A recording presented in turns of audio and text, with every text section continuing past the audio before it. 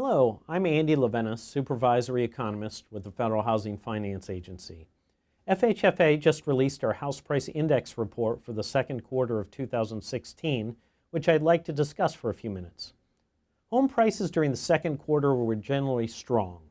On a seasonally adjusted basis, prices grew 1.2% between the first and second quarters. Relative to the same period last year, prices were up 5.6%.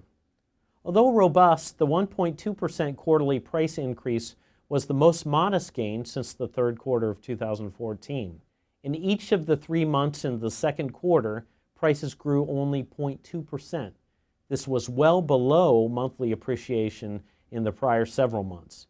In other words, while price levels in the second quarter were, on average, significantly above where they were in the first quarter, our latest month's data suggests that a slowdown may be occurring.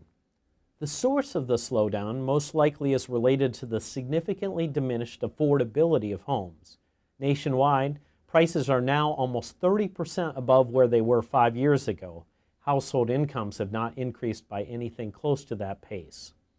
As we look at price growth over the past 4 quarters, the states with the 5 greatest appreciation rates remained exactly the same as those from last quarter. Oregon, Washington, Colorado, Florida, and Nevada continue to top our list, with price growth ranging from 9.6 to 11.7%. It might be noted that these top 5 states all have had extraordinary price gains going back several years now.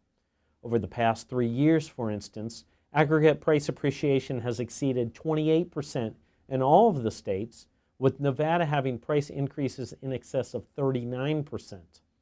Returning to the latest year's numbers, we find some notably strong local markets. Of course, many of these were in the top 5 states. For instance, the Northport, Sarasota, Bradenton area in Florida saw prices grow about 15.7%. In Oregon and Washington, the Portland, Vancouver, Hillsborough metro area had price growth of about 14.8%. The weakest housing markets in the country were generally in the Northeast. House prices in Vermont, for instance, actually fell by roughly 0.4% over the latest 4 quarters. Connecticut and Maine showed price increases, but of less than 1%. Going forward, it will be important to track evidence of deceleration in home price growth. As in the past, demand and supply factors, including inventories of homes available for sale, household incomes, unemployment rates, and buyer confidence, will influence pricing. How these factors evolve will determine whether some markets sustain their extraordinary price growth.